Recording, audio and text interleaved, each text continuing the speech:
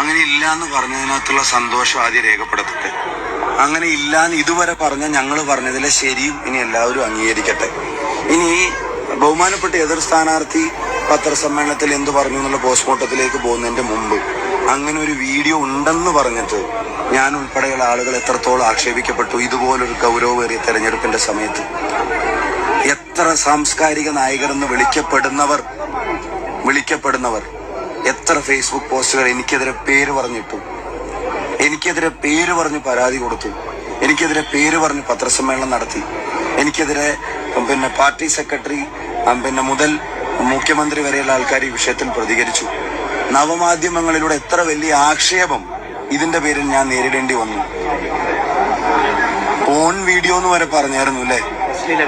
അശ്ലീല വീഡിയോ അങ്ങനെ തന്നെയല്ലേ പറഞ്ഞു, അങ്ങനെ തന്നെയല്ലേ പ്രചരിപ്പിക്കപ്പെട്ട്, അതിന്റെ പേരിലല്ലേ പ്രതികരണങ്ങൾ ഉണ്ടായത്.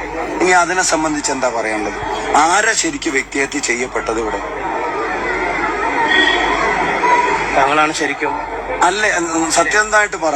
ഇല്ലാത്തൊരു കാര്യം ഞാൻ ചെയ്തെന്ന് പറഞ്ഞ് എന്റെ അറിവോടെ എന്ന് പറഞ്ഞ് ആവർത്തിച്ച് പറഞ്ഞ് അതിന്റെ പേരിലുള്ള നവമാധ്യമ വിചാരണയും വേട്ടയാടലും ചാനൽ ചർച്ചയും ഒക്കെ കഴിഞ്ഞിട്ട് ഇപ്പൊ പറയുന്നു അങ്ങനെ ഒരു വീഡിയോ ഇല്ല. എന്നാ വീഡിയോ ഇല്ലെങ്കിൽ ഇത് നടന്നുകൊണ്ടിരിക്കുന്നതിന്റെ ഇടയിൽ തന്നെ ഒരു ക്ലാരിറ്റി വരുത്തിക്കൂടെ?